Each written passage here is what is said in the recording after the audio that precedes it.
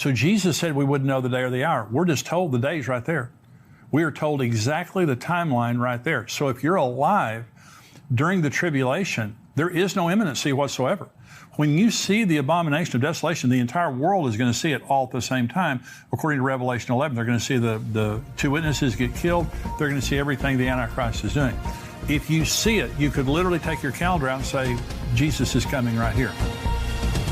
Welcome to the Tipping Point Show. I'm Jimmy Evans. On today's program, I'm talking about two raptures. Are there two raptures? There's a lot of confusion about, is the rapture before the tribulation? Is it after the tribulation? Are there two raptures? I'll be talking about that. I'm also going to be talking about a news article right now about Iran and Israel, the bombings that have been happening. The Islamic Jihad, Palestinian Islamic Jihad, has been bombing Israel. Almost 1,000 rockets have been fired. Probably by now there's been over 1,000. This is a great escalation now in the battle, really the war between Israel and Iran's proxies. I'm going to be talking about my opinion about what's going to be happening. That's the subscriber portion. The teaching is going out to everyone, including YouTube, but the subscriber portion of the program today, I'm talking about that. I'm also answering questions from our subscribers. These are some of the questions I'll be answering. The first is, why do some people get to make mistakes all their lives, be the worst person for decades, and then find their way to Christ? And some people die when they're still young and dumb and haven't really had a chance to figure that out. Does God already know their future, that they would never turn around, and so he lets them pass away early into damnation? Here's another question. What happens if you're pregnant during the rapture? Another question. Why does God bind Satan for 1,000 years instead of just throwing him into the lake of fire with the false prophet and the Antichrist? Those are good questions. I'll be answering those questions today. Again, this is the subscriber portion. When I talk about the news articles, when I answer questions from subscribers. If you're watching on YouTube, I want you to become a subscriber for $7 a month, $77 a year. You don't just get the full program here. You get Mark Hitchcock's, Dr. Mark Hitchcock's podcast tomorrow. Wonderful podcast, Marking the Times. All of our articles, Q&A that goes on all week long in the news articles and things like that. So I want you to become a subscriber of endtimes.com. So the question today, this is actually a question from Becky. And I read her question, and what I wanted to do was just to unpack this fully and not answer it quickly. But here's Becky's question. Is Matthew 24 written in chronological order of events? The tribulation is mentioned prior to the verses that speak to the rapture. Reading it chronologically, it would make a good argument for a post-tribulation rapture.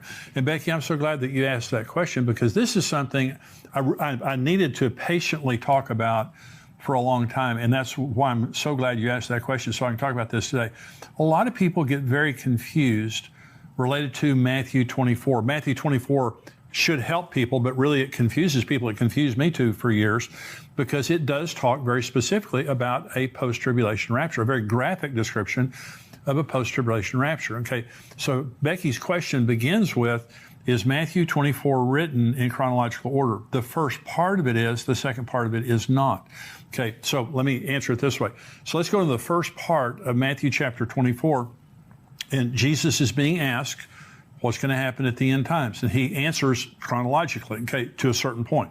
This is Matthew 24. Jesus went out and departed from the temple, and his disciples came to him to show him the buildings of the temple. And Jesus said, do you not see all these things? Assuredly I say, yet not one stone will be left here upon another that shall not be thrown down. Now as he sat on the Mount of Olives, the disciples came to him privately, saying, tell us, when will these things be, and what will be the sign of your coming and of the end of the age? And Jesus answered and said to them, take heed that no one deceives you, for many will come in my name, saying, I am the Christ, and will deceive many. And you will hear wars and rumors of wars. See that you are not troubled, for all these things must come to pass, but the end is not yet. For nation will rise against nation, kingdom against kingdom, and there will be famines, pestilences, and earthquakes in various places. All these are the beginning of sorrow. So let's stop right here. So Jesus, these are the birth pangs. This is where we are right now. By the way, we're seeing many of these things happening right now, and the pieces of rebuilding the temple are in place. So if you want to see firsthand the places being discussed in these verses, many other key end times locations, plan to join Pastor Ed Young and myself this December for our tour of Israel. We're going to have a great time. Pastor Ed Young and myself, we're taking a very large group. There's still room for you. And by the way, we have 5-star groups that are staying in the best places. We have economy groups. there's different price ranges that you can pick when you go. So if you want to stay in the best hotels and have all the best accommodations, we have places for you. If you want to go more of an economy route, we have that also. Again, go on endtimes.com and sign up to go to the Israel trip coming up this November. And so what is happening right now is the fulfillment of the first part of Matthew 24. Wars and rumors of wars, nation against nation, kingdom against kingdom. You can check that box. It's happening all over the world right now, but also famines and earthquakes and all those kinds of things like that, and pestilences. These things are happening right now. So we're in the birth pains. And I've said this before, when a woman's having a baby, the birth pains start kind of mild. I'm saying mild. I don't think a woman would say that. They're kind of mild. And then they get very intense and very close together. We're seeing intense birth pains right now, extremely intense. And so I believe a birth is about to happen. And that birth is the kingdom of God and the rapture and things like that. But Jesus is now in chronological order, just going through the signs of the time. He said, the end is not yet. These are the beginning of birth pains. This is verse 9 now. He's going to continue to go in chronological order. Then they will deliver you up to tribulation and kill you. Now we're into the tribulation. And you'll be hated by all nations for my name's sake, and then many will be offended. Will betray one another and will hate one another. Then many false prophets will rise up and deceive many. And because lawlessness will abound, the love of many will grow cold. But he who endures to the end shall be saved. And this gospel of the kingdom shall be preached in all the world as a witness to all the nations, and then the end will come. Therefore, when you see the abomination of desolation spoken of by Daniel the prophet standing in the holy place, whoever reads, let him understand. Then let those who are in Judea flee to the mountains. Let him who's on the housetop not go down to take anything out of his house. And let him who's in the field not go back to get his clothes. But woe to those who are pregnant and to those who are nursing babies in those days.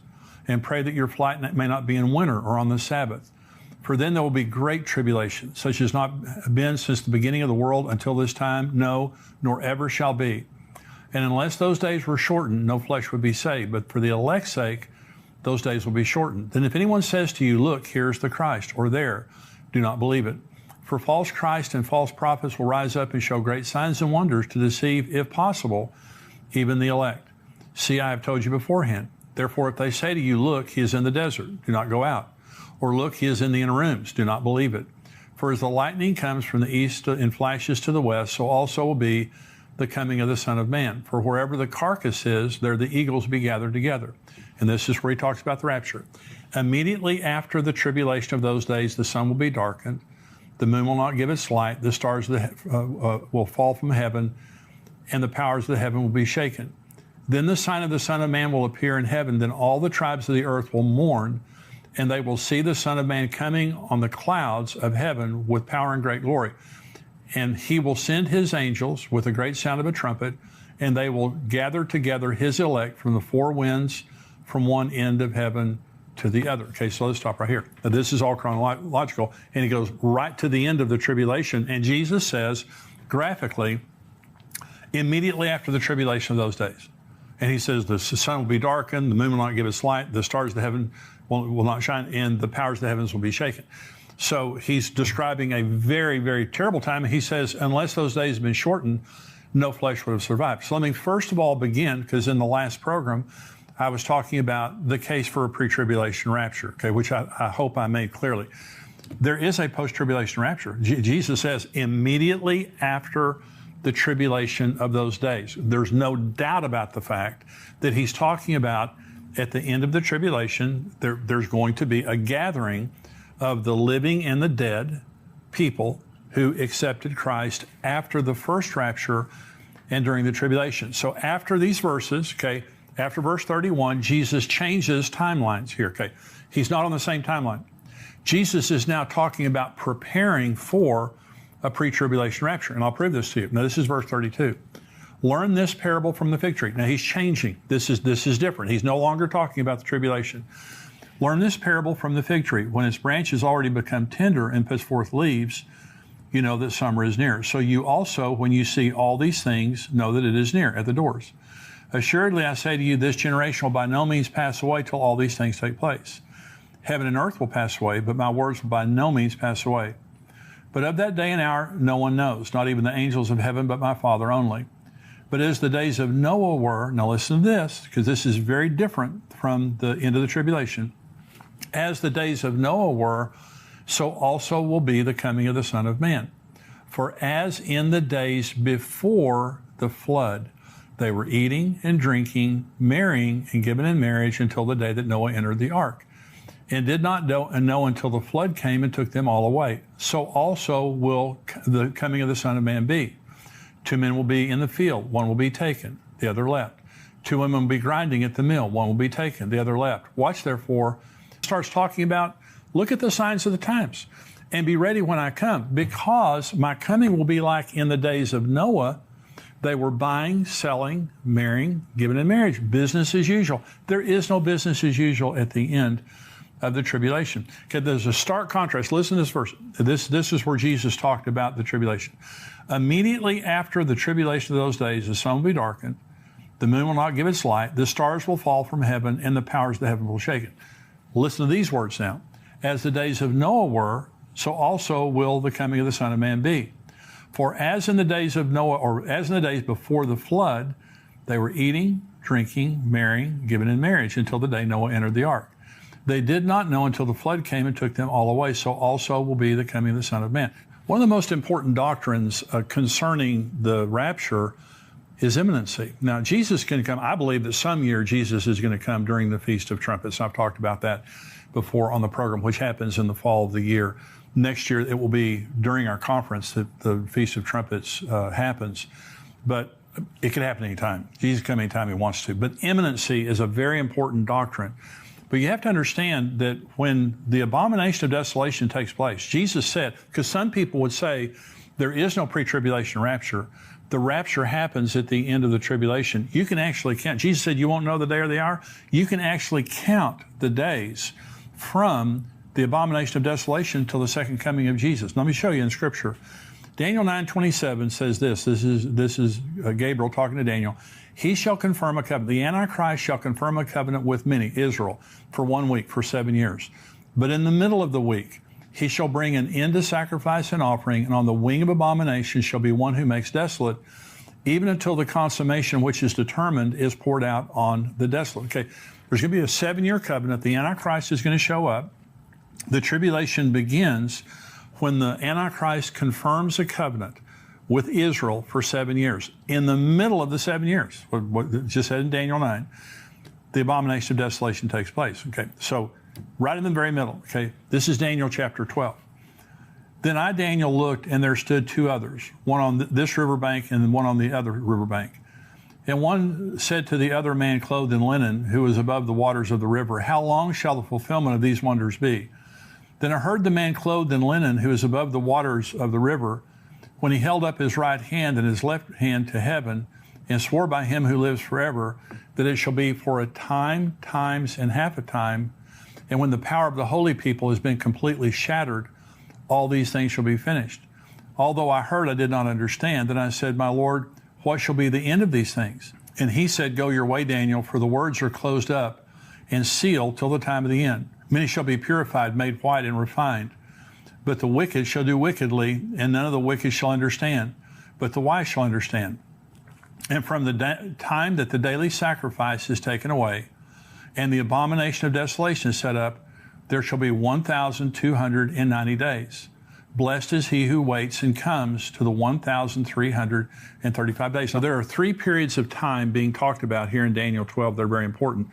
The first, the question was asked, how long is this going to happen? And it was 1,260 days, a time, times, and half a time. Israel used a 360-day lunar calendar. So that's 1,260 days. The second time here in verse 11, it says there will be 1,290 days. That's 1,260 days, 3.5 years, plus 30 days. It says, blessed is he who waits and comes to the 1,335 days. That's during the tribulation. There is no imminency whatsoever. When you see the abomination of desolation, the entire world is going to see it all at the same time. According to Revelation 11, they're going to see the 2 witnesses get killed. They're going to see everything the Antichrist is doing. If you see it, you could literally take your calendar out and say, Jesus is coming right here. And so there's no imminency. So I'm saying, when you look at Matthew 24, and Becky was saying it seems to me like, Matthew 24 is a good proof of a post-tribulation rapture. It sure is. Jesus graphically says there's going to be a post-tribulation rapture. Then he turns around and starts talking about the signs of the time. We won't know when he's coming, and it's going to be like the days of Noah, buying and selling, marrying, giving in marriage. Now understand this, at the end of the tribulation, there is no buying, selling, marrying, giving in marriage. Over half the world's population is dead. The earth has been under judgment after judgment after judgment, the worst of which are the bowl judgments at the very end. There's no buying and selling, marrying, giving in marriage. Jesus said, unless those days have been cut short, no flesh would have survived. And remember, Jesus said, it will be like the days of Noah before the flood. Okay, so this is a pre-judgment, a pre-wrath text here that Jesus is talking about two different periods of time. Again, Jesus said, unless those days have been cut short, no flesh would have survived. Then he's over here talking about buying, selling, planning, building, giving in marriage, those things like that. And so it's a very, very easy text for me. Of course, I've studied for a long time, but Becky's question was, is this chronological? Is Matthew 24 chronological? It is, up until verse 31. Jesus begins, when his disciples question him, he begins by talking about the birth pain judgments, all the things that will be happening up until the tribulation. Then he says, then you're going to be going to great tribulation. He talks about the abomination of desolation. He talks about the second coming, when every eye will see him. The rapture, the pre-tribulation rapture, is a private event that take place in the sky between Jesus and the believers. The earth doesn't know anything other than a lot of believers have disappeared. The second coming, every eye will see him. His feet come down, touch the Mount of Olives. There's going to be, again, a great rapture of the saints, the living and dead saints. People have been saved during the tribulation. So when you read the full text of Matthew 24, you see a chronological account that Jesus gives from verse 1 all the way down until verse 31. Then he changes and said, look at the signs of the times. Look at the fig tree. All these things happening. It's going to be like the days of Noah. So I believe that there's going to be, at any time now, because again, imminency. Right now, we don't know. Even if Jesus comes during Rosh Hashanah is a 2-day feast. You still don't know the day or the hour. Even if you knew, and by the way, Rosh Hashanah is known as the day that no one knows by the Jews. That's one of the ways that they talk about the Feast of Trumpets. And so I believe some year Jesus is going to come during the Feast of Trumpets, but he could come anytime he wants to. Okay, I could be wrong about that. And so, and by the way, the fulfillment of the Feast of Trumpets could be the Matthew 24 rapture at the end of the tribulation, because Jesus said he's going to come with a trumpet then too. I believe in imminency, and I believe that we need to look at Scripture very carefully. So Matthew 24 is chronological up to verse 31, then it's not.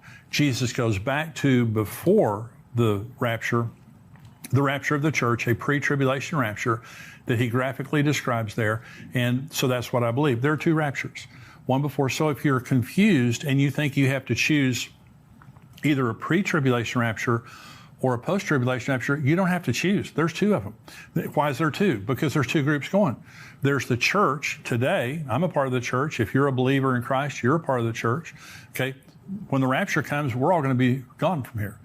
But then after the tribulation begins, Revelation 7 talks about a massive revival that takes place during the tribulation. There'll be many people martyred and many people that die of the judgments that happen during the tribulation. But the good news is they're saved. Some people will actually survive on the earth, the tribulation. One way or the other, at the end, they're going to be gathered up just like we were. They'll be a part of the church. They'll rule and reign with Jesus for 1,000 years. And so that's what I believe. I believe that Matthew 24 is another text that very graphically describes a pre-tribulation and a post-tribulation rapture. I want you to be a part of the first group. And I want to remind you, we have the book. My daughter and I wrote a book called Where Are the Missing People? It's a book to leave behind. Is that you put it on your coffee table or on your nightstand in your car, your apartment, your dorm room, your office, wherever. It's something that you just put there, because when the rapture happens, the number one question everyone is going to be asking is, where are the missing people? Where are these missing people? And they'll pick this book up. It'll lead them to the Lord. It'll also tell them what's about to happen in the world and how to deal with it. to know what's happening during the tribulation. So that little book there, you can get it on xlmarriage.com. You can get it on missingpeoplebook.com. And if you're buying more than one, we have great discounts there. You can also buy it on amazon.com. But we wrote that specifically for all of us who are expecting the rapture to happen. Just have that laying there for people to be able to read. 'Cause